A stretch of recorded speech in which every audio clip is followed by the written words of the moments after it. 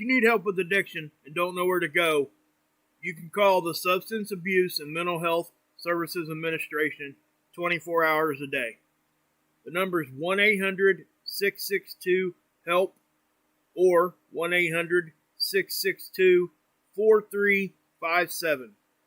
They work around the clock and will help you find what you need.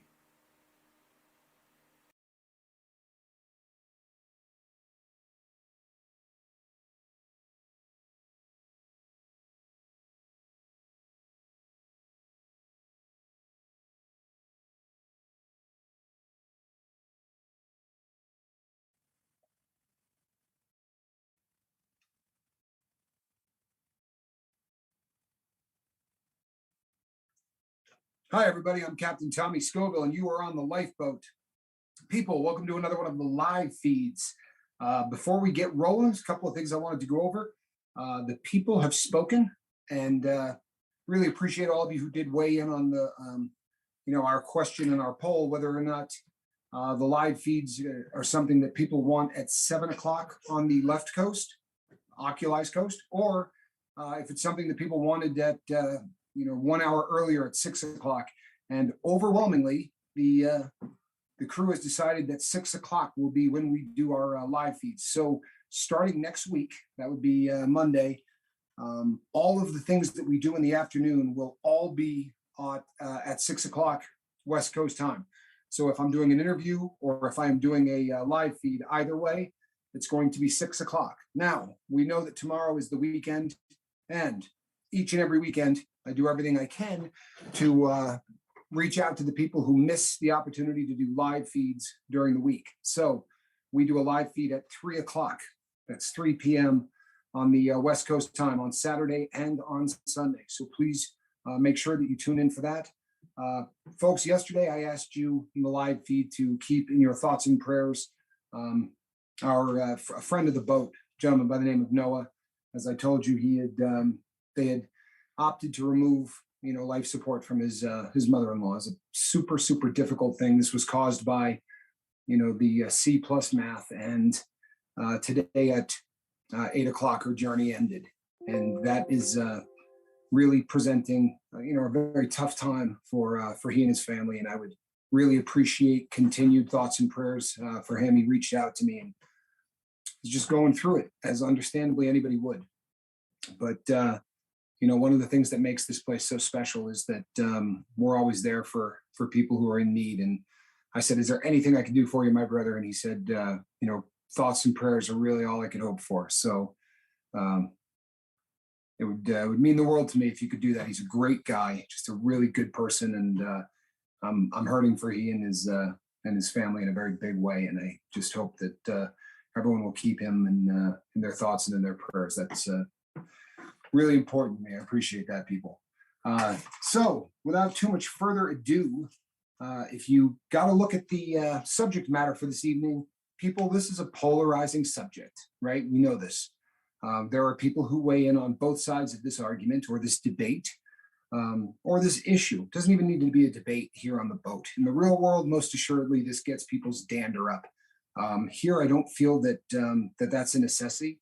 And I'm not going to be taking a hardline stance on this in either way. All I'm doing is discussing the fact that it's a reality, because we have gotten to a time in this world where the legalization of drugs, and I mean all drugs, is becoming something that is discussed on a day-to-day basis. And I don't mean in YouTube chat rooms or in bars across the country, but I'm talking about on the floor of the Senate and in places that you would have never thought at any point this was going to be something that was seriously entertained. But if I had gone back, say, 15 to 20 years and said that, there were going to be states in the United States that were going to legalize drugs like marijuana, psilocybin mushrooms, basically anything organic, that may have sounded like a shock to people back in the day. However, it is a reality now. And when we start talking about all drugs, the last time I did a topic about this, somebody had mentioned that it's not something that would happen in the United States. In fact, there were several people that said that. People, it's already happening in the United States. This is not something that I'm bringing up, theoretically. If you pay attention to these things, the state of Oregon has decriminalized drugs. That doesn't mean that they're legal, but that's the first step in the legalization process. And there are many countries around the world who are starting down that road. You know, Brazil was one of the more famous countries that decriminalized all drugs in what they call personal quantities. Obviously, if you get caught with 3 or 4 kilos of cocaine, they don't consider that you having a personal amount of the drugs on you. However, you will not be prosecuted for any amount of drugs that you're caught with. And Oregon has literally decriminalized all drug possessions. People caught with heroin these days in Oregon are not going to end up in a courtroom. They're going to end up with fines very similar to what you would get for a speeding ticket. So this is the reality of where we're at in this world today. People are very much discussing the legalization of all drugs across the board. And the reasons are pretty obvious. As I've said many times on the Lifeboat, the second largest budget that we spend money on in the United States is the war on drugs. And by almost anybody rationally looking at this situation, we've not won a battle, much less the war. We are on a day-to-day basis losing the war on drugs. And many countries, after spending untold billions of dollars, basically threw their hands up and just said, I'm done. We're not doing this anymore. The first notably to go the full distance was Portugal. And Portugal had said, that's it. We're not doing this anymore. We're not going to continue to prosecute people for, in many cases, an addiction that they can't control. You know, they started to look at the criminal charges that stemmed from the use of drugs. And what they found is that 90% of the people who were being prosecuted weren't dealing drugs. They were doing drugs. That's not a war on drugs. That's a war on drug users. So what they did, and when they sat down to draft this as a concept, they said, as opposed to spending all of this money trying to fight the war on drugs, let's put all of that money into drug education and drug treatment. And to be really honest, people, the results in their country really speak for themselves. Whether or not you agree that drugs ought to be legal is irrelevant. But the results when they did it have been astounding. The number of people who are reporting drug use as an epidemic in their life, people who are considered hopelessly addicted, have dropped. More importantly, the number of people who are overdosing, those numbers dropped so dramatically, it's incredible. There's no longer a stigma to picking up a phone and calling 911 if somebody takes too much of a drug. That's a reality in many, many places around the world. And I would be dishonest if I didn't tell you that I have been many, many times in a situation where somebody's lips went blue and they stopped breathing, and a room of 25 people got down to a room of 3 really, really quickly. The majority of the drug addicts in the room were looking out for number 1 and would literally just sprint from the building to make sure that if this person ended up not making it, that they weren't around. What we've done in the United States is to change laws in such a way that if somebody does overdose on drugs, the first thing that we want to do is make sure that we prosecute whoever was near them or anyone who may have had a hand in assisting this person.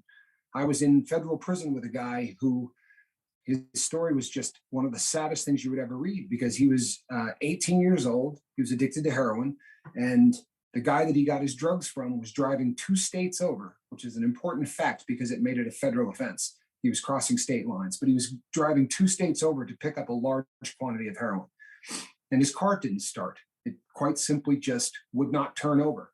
So he called the boy that I had met in prison and said, would you like to drive? I'll throw you a small quantity of drugs for making the trip. And that's what he did. He got in the car, he drove him 2 states over. They picked up, then drove back. That night, 3 people overdosed on the drugs that he brought back. The heroin was particularly strong and uncut. And when it hit the streets in his hometown, there were 3 overdose deaths in the first night. Everybody who was in that car that made that trip to go get the drugs was charged the exact same way. For driving that vehicle and getting paid a little more than 1.5 grams of heroin for his effort, he was treated the exact same way as the man who bought that drug and the man who sold that drug to the people that died. A 18-year-old boy who acted as a taxi cab driver or an Uber driver to take this person to go pick up got 26 years. And I'm not going to say that that's the end of your life, because people come out of prison and do amazing things. It is possible. But when your sentence is 8 years longer than the amount of time you've been on the planet, that is a difficult prospect for anybody. And the reality of sentences like that are piling up in this country. It really is something that is happening. And it is causing people to start calling their elected officials. There are so many people now whose lives are being touched by stories like this. For the longest time, really hard drugs were relegated to the hood, right? This was something that didn't affect the middle class. It was certainly something that didn't affect the upper middle class or the wealthy. This was something that really just sort of affected people within, the lower echelons of the financial communities in our country. And there was a reason for that. Back in the day, the people who were abusing drugs most likely were abusing drugs to escape something that was very difficult in their life. That was the reality. And that's why every damn textbook that has ever been written about drug addiction will tell you that you find a drug addict, they were beaten by their parents, and they had a childhood that was just heinous. There's no way they could have come from loving parents, because when the books were being written, that was probably more of the reality. However, culture changed. And remember yesterday when we talked about the word partying and how words mean things? Well, the culture changed, and the word partying meant doing drugs. Every movie started to have drug use being either really, really funny or, dressed up as really cool. The cool people rolled up $100 bills and snorted them in movies. And all of these different things started to have an effect. And the next thing you know, people in every single walk of life in this country started to get addicted to drugs. And many of them didn't get addicted because they were running from some childhood trauma. They got addicted because they tried a substance that was available at parties, and they had a set of, predestined, factors within their brain that said, if you do this drug and you do it too many times, you are going to be the person that becomes addicted to it. And now, as the statistic I gave you, I don't know, it must have been 4 live feeds ago, 48% of everybody that was asked said that they themselves were either addicted to drugs or an immediate family member. And I know I've repeated this a lot, but an immediate family member would be brother, sister, mom, dad, son, daughter, right? Not aunts, uncles. You start getting out into extended families, I assume that number would considerably go up. And I was telling someone about this today. It was kind of funny. I was opening a bank account, and the person we were talking, and as it turns out, her husband works in recovery. So I told her what we were doing with the lifeboat, and that statistic came up, and I said, and the other 52%, before I could finish the sentence, she said, are lying. Because the truth of the matter is, there's just nobody left in America that doesn't know a drug addict or have one in their family or is living that life themselves. It is just so pervasive. And this is why the popular sentiment is shifting from punishment to tolerance. And the only reason that I'm bringing this subject up, and the only reason that I think it is important that we discuss this subject and discuss it often, is because one of two things is going to happen. You're either going to get involved and tell the people that you voted into office, or the people you didn't vote into office, but somebody did. You're either going to get involved and reach out to them and say, hey, this is my stance. Or down the road, you're going to complain about what happened and say, well, that's not what I would have done. People, if you don't take a stance on things like this, then for the rest of your life, you're just going to have to live with it. At least if you have your voice be heard and it doesn't work out the way you want, you can feel as if you did the best that you could. But these issues are going to be coming up. There are going to be more states that are going to be voting on decriminalization. Famously, already, the area in New York, near Syracuse, New York, which is not, the big city. It's not the 5 boroughs of the island of Manhattan. It's closer to the capital in Albany, but it's a fairly good-sized city. They want to eliminate methadone clinics in favor of heroin clinics. Like, they went all the way to the to the Senate. This was something that in the state Senate and the state legislature, they voted on this. It didn't pass, but it got there. There was enough support that this is something that they're actually exploring. So as we move forward, there's going to be a lot more talk about legalizing all drugs. Truthfully, there are a large group of people who feel like that's tapping out. That as a country, that's saying, well, we can't beat them, so we may as well just allow all drugs to be You know what, people? That may be the case, or that may be how some people view it. But regardless of whether you view it that way or not, this is the reality. It is something that is being discussed. Now, as I said, Portugal was the first country to legalize virtually every single drug out there, but they were not the last. Again, Brazil has decriminalized all drugs, which is, step 3 in the 4-step process of eventually just legalizing each and every substance out there. But Uruguay did exactly what Portugal did and has said that all drugs are legal. What they've done too, which is really unusual, is that they have said that dealing drugs is not legal. They don't make them available in pharmacies, anything like that. So there are still drug dealers. However, a drug dealer can sell drugs with impunity because who's going to tell on them? The way that people get caught is you arrest a drug user, and that drug user cuts a deal to not go to prison by turning in their drug dealer. No one's getting arrested. So there are drug dealers all over Uruguay right now that are, selling whatever they want. And again, the statistics in that country since legalization, there's a lot less deaths and there's a lot less people who are reporting addiction. Now, this is opinion, people, and nothing but opinion. But I think in these places that legalize, one of the things that happens is when all drugs are legal, they lose that sort of like fraternity kind of appeal, that forbidden fruit kind of an appeal. The next thing you know, it's not a thing anymore. So that guy does coke, this guy does heroin. It's not this guy's a drug user. It's so out in the open that the generations that are coming up and the generations that are becoming adults, as opposed to having this forbidden thing out there, it's right in their face. So when the first time they have an opportunity to do heroin, they already know 40 people who are addicted to it. It's common knowledge in the town. And a lot of people are just saying, it's not for me. As children grow up looking at drug abuse, one of two things happens. It either drives them toward it or it drives them against it. And very oftentimes it has the effect of, just like I talk about when we do the ounce of prevention stuff, it's just saying no with a K. These kids are immersed in drug culture. They see exactly what happens to a person when they choose methamphetamine as their drug of choice and do it every day. Or they see what happens when someone chooses opiates and they do it every day, as opposed to being that back room, partying thing. It's right out in the open. And I think most of us who have been addicted to a chemical will admit that there really was a sort of fraternity kind of a feel to it, especially if you started when you were young. I mean, we had a language all our own, right? We had things that we talked about that other people didn't. And it was almost like, the clubhouse, the secret handshake, the nods between friends that, we knew something they didn't. And we were doing things that other people weren't doing. And a really odd phenomenon happens. If you're in high school and you're a jock, you're a person that plays football, or you play, soccer, or you play any of the sports, it requires that you go out for a team, that you work out, that you practice, that you put a lot of time into it. And because of that, there's a whole group of friends that you can now hang out with. If you decided that you were going to do band, you had to practice an instrument, you had to learn how to play, you had to go to rehearsals, you had to go to football games and play, and all of these different things. And what happens? You get a whole new group of friends, right? They all do the same thing. And you are accepted there because you went through all of the rites of passage to be either a football player or a member of band or a theater person or whatever the case may be.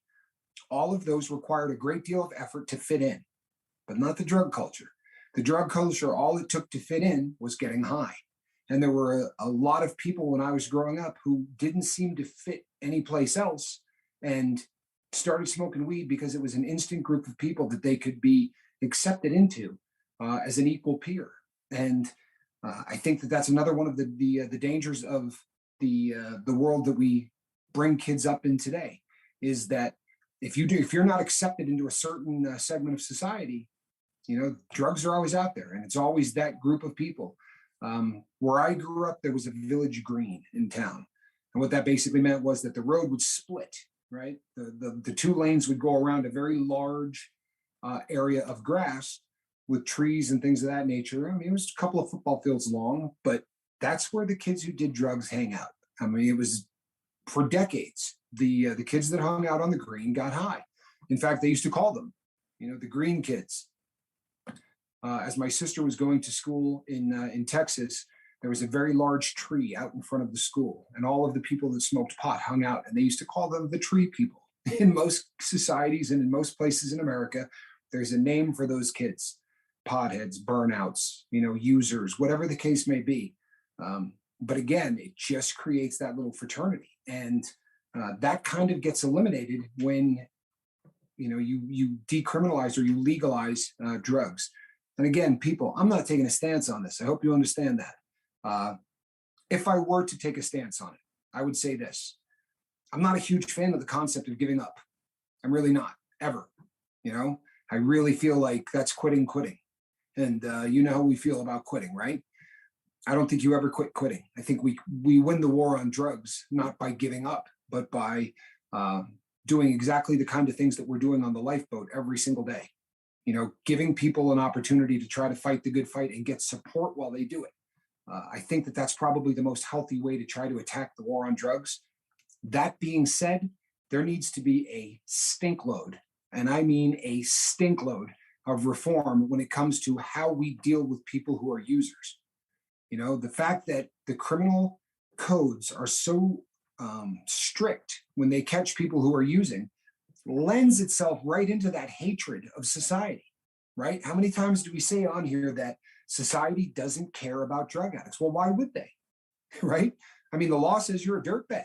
Put them in there and throw away the key, right? You're a user. What you need is to be locked up. Well, if that's how you approach this, it should not come as a major shock when society decides it's going to treat those people the exact same way, right? The law incarcerates them and society just quietly hates them. There needs to be something done as far as that goes. Criminal reform was a start, but it did not. It didn't go near far enough. It really didn't. Obviously, in our country, marijuana is gaining popularity across the country in terms of the legalization. The first state in the union that is going to legalize pot without a referendum, without asking the people, they're just going to go into the legislature. They are going to vote, and they're going to do it without a referendum, without asking anybody in the state what they think about it. Is the state of Vermont. And the next time they vote, recreational and medical marijuana will become legal in the state of Vermont. There are a bunch of people on the lifeboat who are fond of it. Let me explain this for the 200th time in case you're new to the lifeboat. I don't care. I don't care. If you're a fan of marijuana, I don't care. I still get emails from people that apologize, who say, well, I smoke pot every once in a while. I know you don't like that. How do you know that I don't like that? I don't care, people. My problem is not with weed.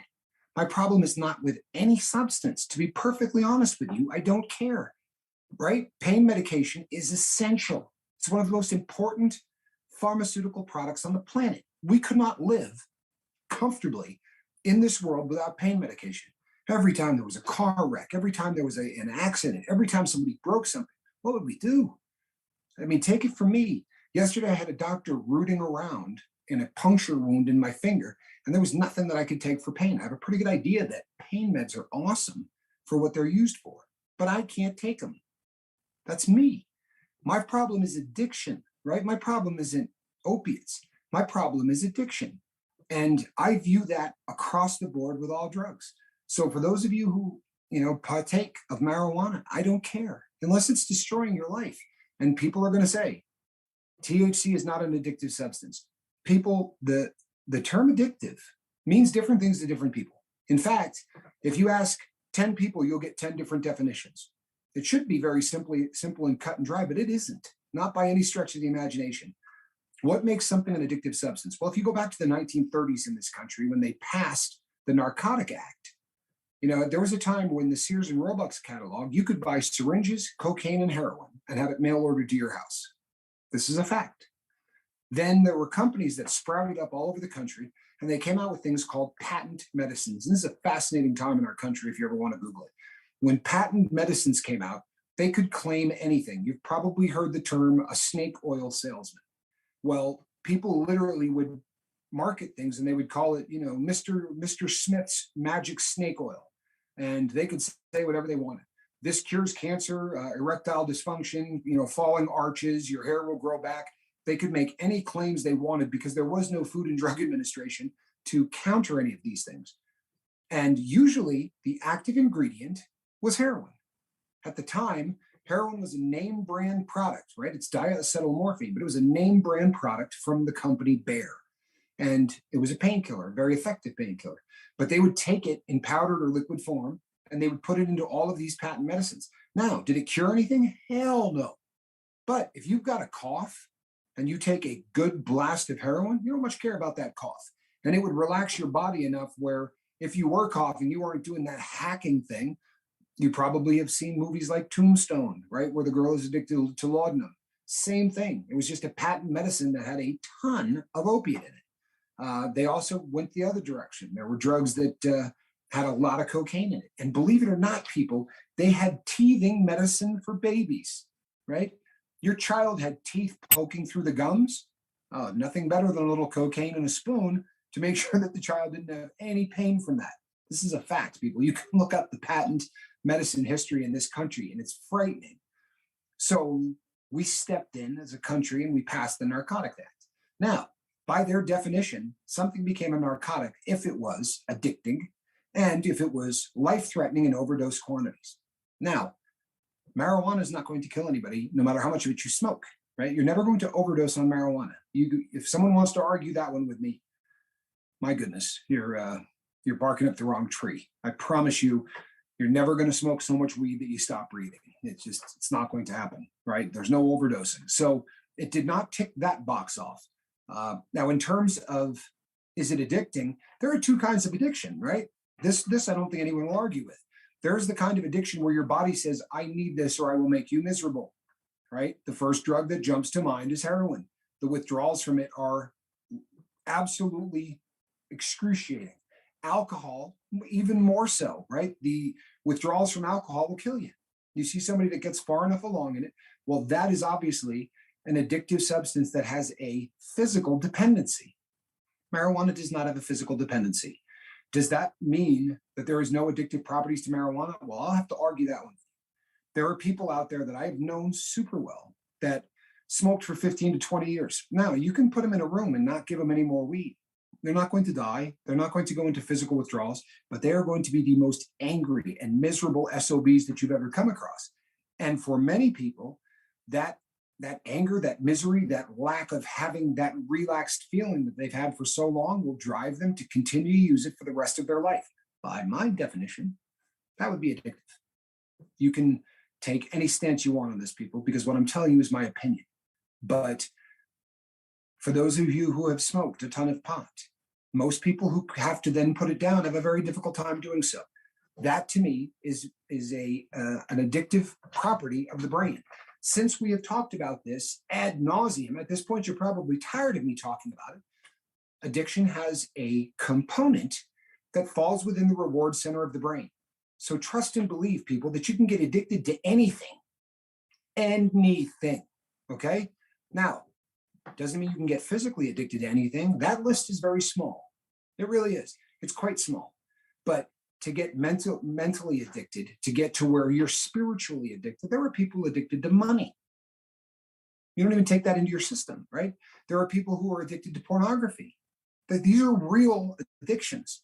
So those of you who want to say, and there'll be a bunch of you, the comment section will be ripping with it. I'm not reading the comment section anymore, but there'll be a bunch of you who said, no, marijuana is not addictive. No, it's not physically addictive. But regardless, once again, I don't care.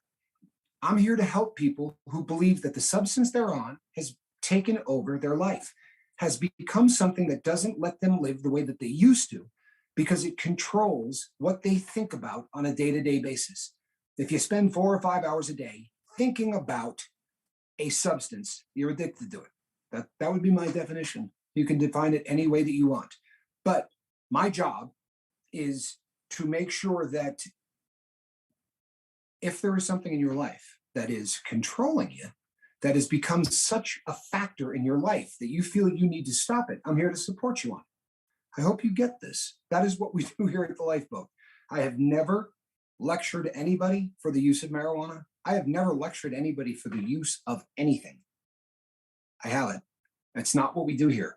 We don't pass judgment. We don't lecture people, and we don't use this forum to make people feel bad for the decisions that they're making and the chemicals that they're putting into their body. And we never, ever will.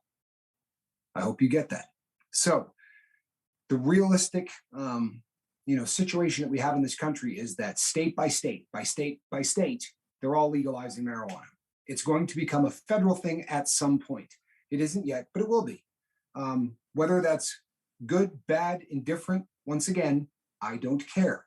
But it is a reality, and it is a door open for legalizing some of the harder stuff.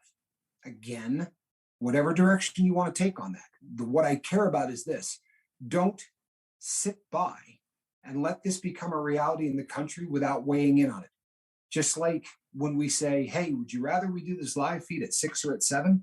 If you didn't put a vote in, and on Monday I go to 6 o'clock and you say, damn, I really liked it at 7, not my fault, right? We asked everybody to weigh in on this. You're going to have an opportunity to weigh in on whether or not you think all drugs ought to be decriminalized or legalized in the United States of America. And my prediction is that that's going to happen sooner than you think. Just think about it, people. Take the time to go through this in your head and think about whether or not you think the culture will be better with or without legalized drugs. It's your opinion. Absolutely entitled to it. And do you know something? I could sit in a room and you could take the exact opposite stance that I do, and we could discuss it, we could debate it, and I can love you when it's over. We're not like other channels. We're not like other places. Here we respect every single person's opinion, providing the opinion isn't barbed. If you come here and say, of course drugs should be legal, you idiot, okay, well then we're going to have a problem, right? Everybody's opinion on this is valid. I really appreciate it a great deal more when people take the time to actually think about what it is that they're saying, maybe have a couple of reasons and a couple of issues that they think point to why what they're saying is a salient and important point. That's always nicer. But if your opinion is, yes, it ought to be legalized, and your reasoning is just because I said so, I'm still not going to look down my snout at you. That's just not what we do here. But make no mistake, people, this is a debate that is coming to your town. It is coming to your state, and it's coming to our country. That is a realistic thing that is happening.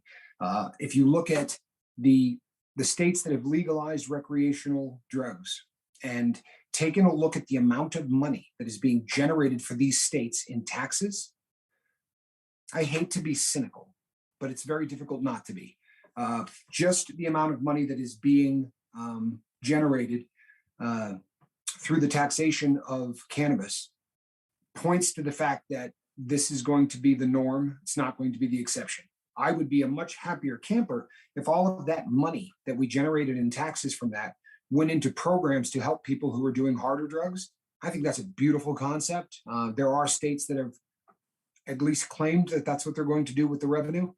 In most cases, it's a little early to see whether or not that is actually the case. But this is really an opportunity to take a stance one way or the other. And I would really suggest that you do. Now, that pretty much wraps up the discussion on the legalization of drugs. Before we open this up to questions and do what we do, there's a couple of things that I want to say. I don't read the comment section anymore while I'm talking. And there are people who have sent direct messages and emails saying that I seem to be considerably more focused these days. And there's a lot less squirrel activity that goes on since I started going in this direction. It's a comfort to have my partner, reading the comment section and, taking care of that aspect of things for me like he does every other aspect. But there's a downside to it as well. Mark and I will get to talking, and there are things that sometimes I don't hear about until after the feed is over. And family members come in 2 legs and they come in 4 legs. And last night on the comment section, I did not find out until after I was off the air that, my brother on the channel, Saigon Cinnamon, had lost a family member. We had been praying for this, his 4-legged, child for a period of time. And this is a super tough thing. And before anyone says, it's just an animal, I am mourning a cat named Linda that died in 1987. I'm not kidding. Like there are animals that become part of the family. And after the feed was over, Mark and I discussed this for probably about a half an hour. We sat and talked about this, and my heart's breaking for my brother. And I just wanted to have an opportunity to say that I honestly it hurt me, Cinnamon, and I love you, brother. I really do. I hope that you're getting through this. You're in my thoughts and my prayers, and I know that a lot of other people are doing the same thing, with not just for you, but for your boy as well. So, my thoughts are going out to you. And just one more time, people, if you could keep Noah and his family in your thoughts and prayers. Of course, Brittany and her mom, and all of the people fighting the good fight, Ryan, Joe Tidwell, the rest of them. So please, let's do that. Let's keep the positive energy and the prayers flowing. It's one of the things that really separates us from everybody else. It's what makes us unique. So let's keep it that way. Mark, my brother, how are you? I'm doing all right. Everybody, how you guys doing tonight? People, this is starting to be a well-oiled machine. I would like to say, sometimes there is stuff missed in the chat. Even if somebody's watching it all the time, it does kind of go by. But Tommy was doing his thing in the beginning there, and that's when everybody was talking about it. And I want to say something to you guys, that everybody was coming and trying to help Saigon in the chat. So that was something that was good to see. And I think that's, it's kind of what we try to do here. It sucks. And pets are family members, guys. I mean, I don't care what anybody says. I would argue that till I die. I mean, that's just what it is. When we got a crew member hurting, we hurt for him. And that's just what we do here. And, I just want to point out, it was not Tommy's fault that he missed that. He just seen it at the end of it, because he seen a comment come through, sorry about your dog type of thing, or something at the very end, and he didn't get a chance to talk about it. And I can tell you this, he was heartbroken as soon as I told him what had happened. He literally went back in his chair, like, oh no. So I just want to point that out, because it wasn't nothing intentional. He didn't not talk about it on purpose. So, but those kinds of things are going to happen. But the good thing is, just like in our comment section, when me and Tommy can't be there, everybody else is. So, and that is a perfect example of it. It really is. And so, yeah. But I will say here, Joe come in with the super chat, and so did the seventh son. He's in here too. Yeah. So thanks, Joe. You are the man. What are you on, day 20, brother? I think you are. I think you're on day 20. Congratulations, man. It's 20 or 21, something like that. Almost 3 weeks, man. I'm telling you, that's a big deal. It really is. It really is. And, I'm proud of you. I wasn't, on my addiction was not 17 years. I could not imagine what that had to be like, and still is like. I'm sure you're still, okay? Make no mistake. And that's why we got to keep the prayers up for him. And that's just my opinion. And, we've had personal contact in the background too. We try to do that for each other, guys. So yeah, I 20. Yeah, it's awesome, isn't it? And people, just real quick on, there is a very, very different component when you're quitting methamphetamine. If you ever missed the video that I did that really sort of breaks down why meth is such a different drug than all of the other ones. We talk about the reward center of the brain. We talk about the feel-good chemicals. Okay, those are released when you do heroin, but the buzz comes from the heroin, right? The opiate creates the buzz, and then the brain releases the reward chemical because you did what they are treating as the right thing, even though it was the wrong thing.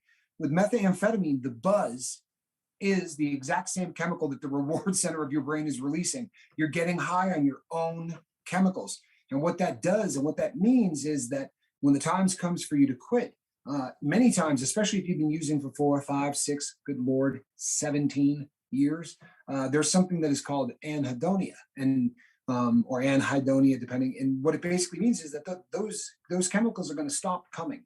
They're not going to release because they've had this cool trigger, which was a glass pipe or a needle or a straw that caused them to release all the time. It's why when ever we interview somebody whose drug of choice is meth, so oftentimes they'll say, when I did that first line, for them it was just different than it was everyone else. Very oftentimes, you heard Joe's story, youth was tough. There wasn't a lot of feel-good chemical coming down because of the situations that he was in. And all of a sudden, the brain went, here, have 200 times the normal dose and tell me what you think. I'll tell you, the grace of God or just luck, the universe, or whatever you want to believe.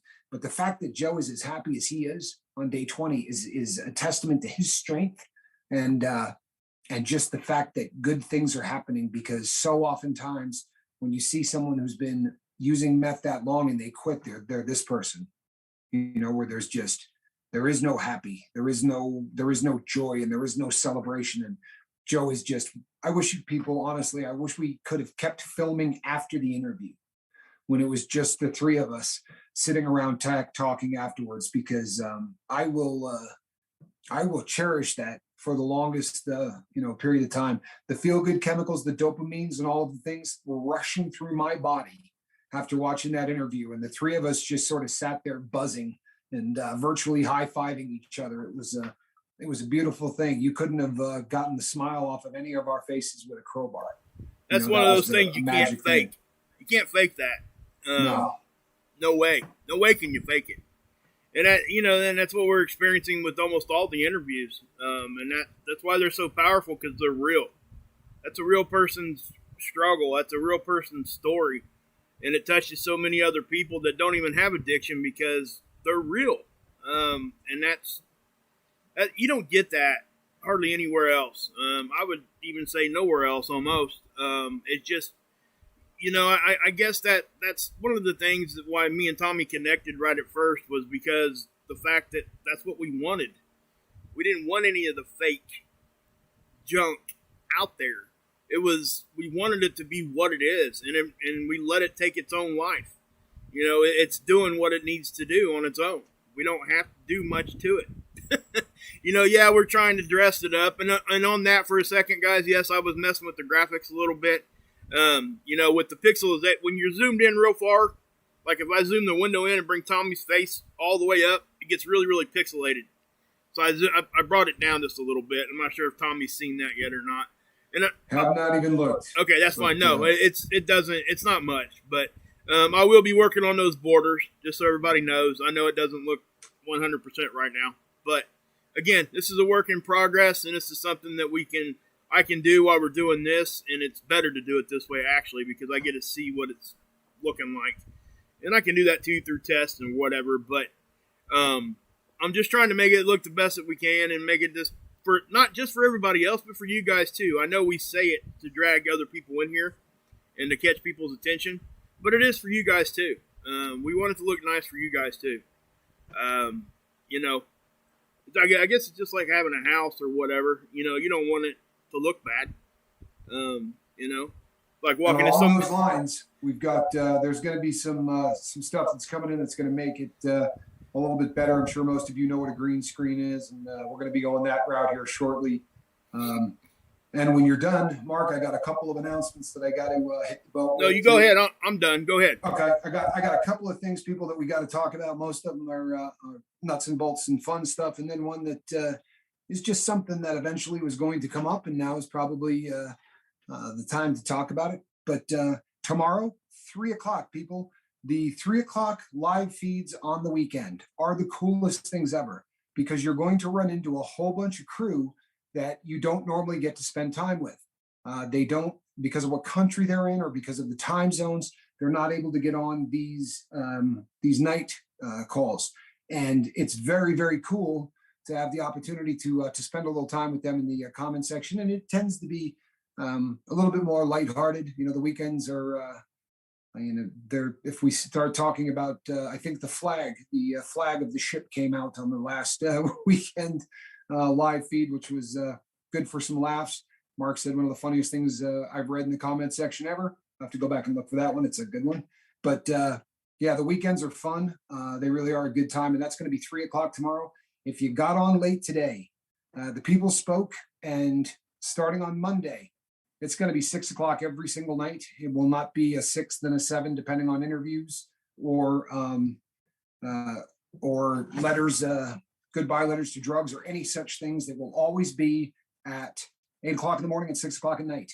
On the weekends, there tends to be a 3 o'clock live feed, and then there tends to be a 6 o'clock live feed. So it gives you an opportunity. Actually, it used to be 3 and 9. Tomorrow it will be 3 and 6. Everybody hear that? Okay, nod with me. Good, good. Tomorrow it will be 3 o'clock and it will be 6 o'clock. So you'll have the opportunity to get on both of them, but do make sure you get on the first one, because it gives you a chance to rub elbows with some of the crew that you may not have spent a lot of time on live feeds with, and that's really, really cool. And now, people, onto this is an issue that was bound to come up, and it is one of those things that needs to be said. And sometimes the things that need to be said aren't fun, but that's being the captain of a boat, I guess. People, when you are on this boat, my job is to protect you, right? It's to give you information. It's to support you. It's to love you. It's to help you fight the good fight so that you can remain sober.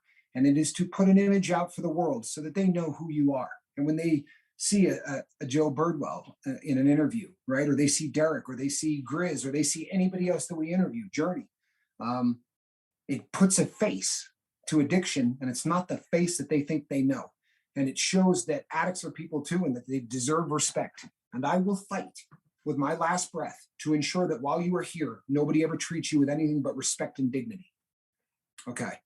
If you go to TGI Fridays and you meet with somebody from the boat, I'm not there to ensure that the person from the boat at TGI Fridays is going to live up to the same standards that I put in place while you're on the boat. That also occurs if you hang out in social media someplace other than someplace that I can control.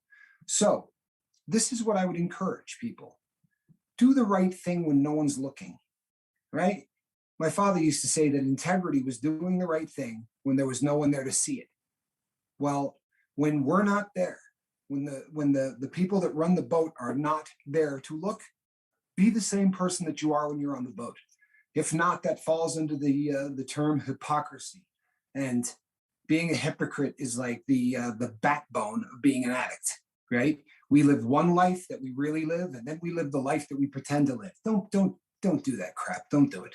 So when you're hanging out with people in other forums, the two that I can protect you on, and the two that I will actively step in and do something about if you act like a jackwagon, is here and over on Facebook in the live section, right? When you go to the Lifeboat Live show over on Facebook, I make sure that nothing bad is going to happen, and that people are all going to use the same 4 rules. I've had a lot of people, it was in one of the live feeds the other day, that were talking about Instagram.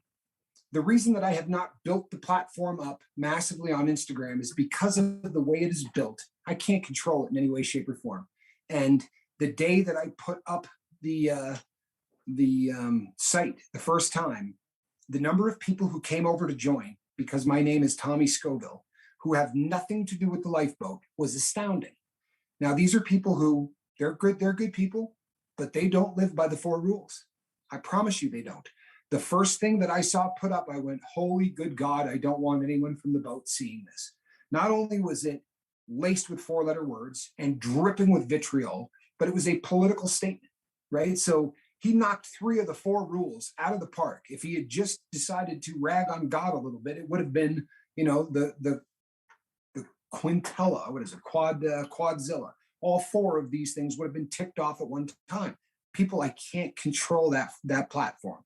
Now, if you want to go and hang out there, you can do that, but you can't then ask the captain to step in and fix problems, because I can't. You understand? So please use class and dignity and respect when you deal with anybody from the boat anywhere, just because it's the freaking right thing to do. But if you decide to go and hang out on Twitter, I can't control what happens with the crew on Twitter. If you go and you decide to hang out in Instagram, or you decide to hang out anywhere else, I can't step in and fix anything that goes on there. I wish that I could, but I have seen things recently where there have been some people on the boat who haven't lived up to quite to the same standards that we ask for here. It is what it is. If you're hearing what I'm saying and you're feeling guilty, it just might be you. If you're hearing what I'm saying and you have no idea what I'm talking about, don't worry about it. But do the right thing, whether we're looking or not. And you want to have a really nice and safe conversation where you can feel secure and everything is groovy, do it here, do it at the port, and you're in good shape, because I will step in and I will be that guy, because that's my job. Right? There's one way to sum it up, and that is one sentence: be an adult.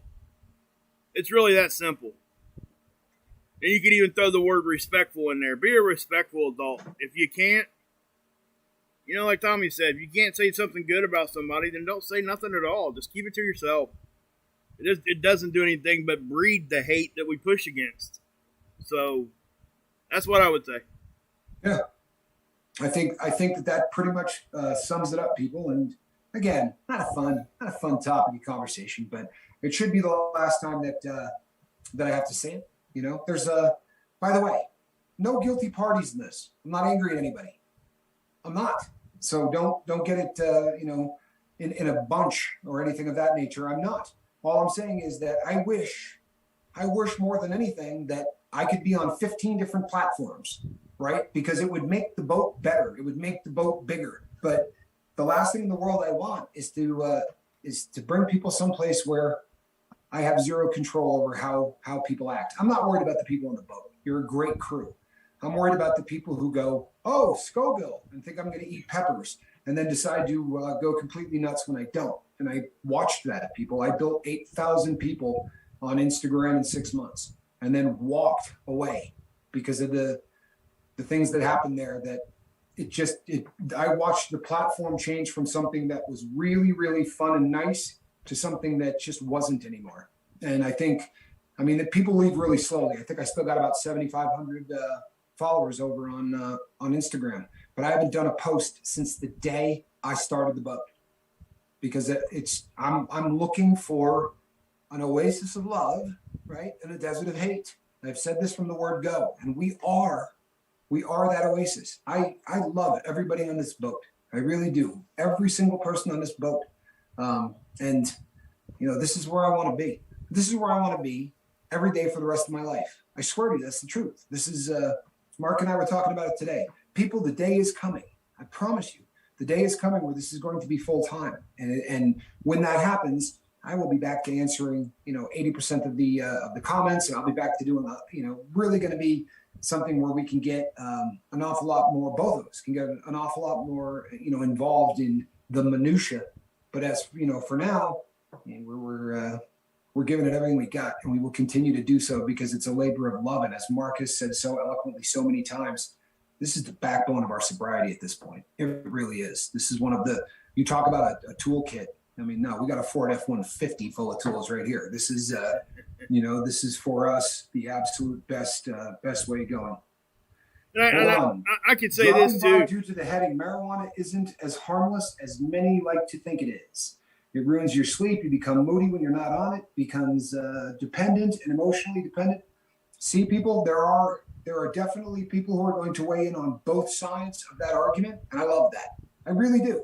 I think that this is a great forum because you people can do that without jumping down each other's throats. There are people for whom this is a great thing. There are people for whom this is not. You have heard me say 100 times, my only issue with that substance is that the people that I've met dream amazing dreams and do absolutely nothing. There's a great line in the movie Jackie Brown where Samuel L. Jackson says to the girl in the movie, "Man, you can't be smoking that stuff at 9 o'clock in the morning. Don't you know that steals your ambition?" And she goes, "Not if my ambition is to smoke pot." And it's a funny line, but if you knew how many people I know that live that exact same way, raise your hand if you've got an uncle who lives in grandma's basement who plays video games all day long. Okay, that's that for me has always been the danger of that drug. Almost every other drug will cause you to hit rock bottom. Meatloaf, Mom. Tommy. I think what I like about what we're doing, like with this conversation, is the fact that people can talk about it and have different opinion and not hate each other and not get so worked up about it that they can't, just let it go. I mean, if it's gonna make somebody feel a certain way to that point, then maybe that conversation for that person doesn't need to happen. And that's, or at a different place. If you really feel that strong about it, then, there are avenues you can take to be an activist on either side of that. There really is. But, this is a place where we can come here and talk about this civil discourse type of stuff, and we keep it at least to a respectable level. Absolutely. And I try to do that on my channel too, and I can tell you this, it doesn't always work. But we will make sure that nobody here is disrespected. No matter who it is. Amen. If I chomp off, I'm sure Tommy's going to be like, man, why are you saying that for? Quit. Shut up. I mean, it's not like it's going to be, I'm not immune to that, and nobody is what I'm trying to say. If I say or do something wrong, I expect somebody to tell me, hey, dude, you stepped over the line, man. Yeah. And I would actually respect somebody for doing that. No question. Sometimes you just don't even know you're doing it, but if you're doing it and you're doing it, man, come on. Yeah. No, and yeah, we encourage that, and the greatest feedback is the comment section. You know what I mean? My brother Johnny used to say all the time that, when you build a community on YouTube, it's like being a stand-up comic. If you do something and you're funny, you're going to know that this is a good thing instantly. But if you do something that's not, that audience will turn on you so fast. And I'll tell you something. There's something really healthy about that. I really believe that there is. That it sort of keeps you in line. It keeps you from saying stupid things that you might have said, just even in jest with a couple of friends. You sort of watch what you say. Even more, and that's a healthy thing. One other thing real quick. Every time I bring up social media and different platforms and trying to keep, things on a certain keel, the term drama will come up. And I'm not a fan of drama in life. I absolutely hate it. I think everybody does. But I will always I left Facebook because of the drama. I left Instagram because of the drama. I left this because of the drama. People, I respect that across the board. I do. However, if you have not seen Facebook, the way the lifeboat does Facebook, please go check out the port. Okay? Because the only people there are the people here. You understand, right? There's nobody poaching the boat. In order to be there, you have to sort of throw out a lifeline to Captain Tommy, right? I get your request. If I see a name of a person that isn't on this boat, I don't invite them on.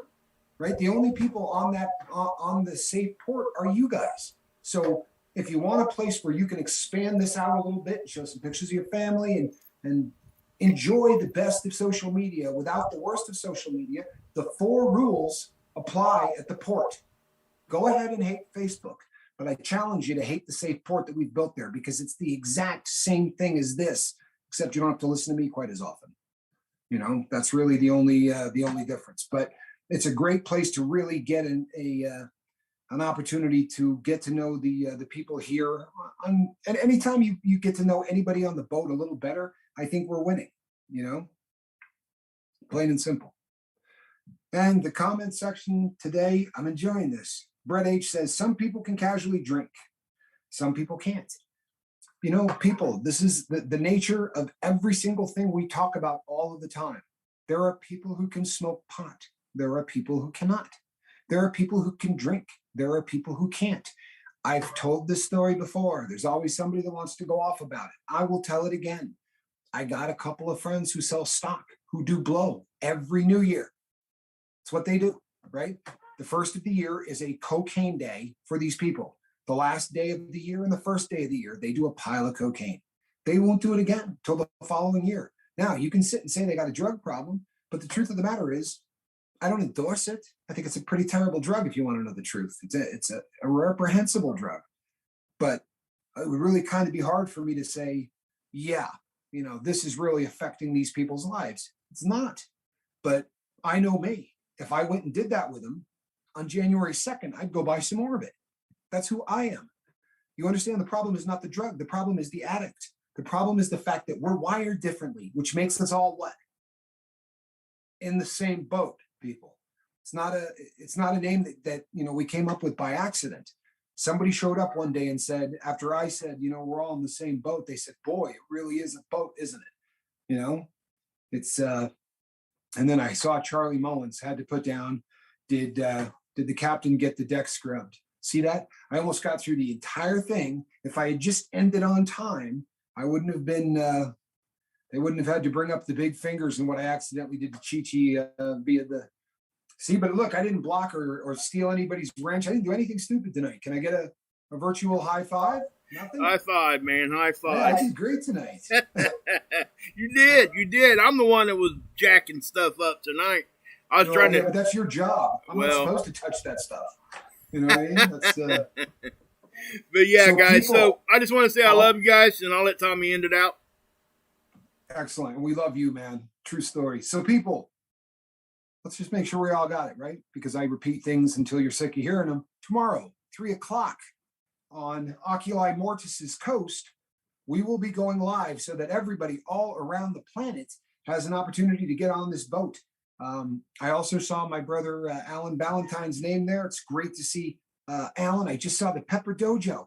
Great guy. I haven't seen in a very long time. God bless you. Good to see you on the boat. We're going live tomorrow at 3:00 Oculi Mortis time. I hope to see Brett H. I hope to see Jacob Forrester, Stacy Michaels, the entire crew tomorrow at 3:00. I did not see Deja Moores today in the live feed comments. I didn't stare at him for any length of time, so maybe I just missed her.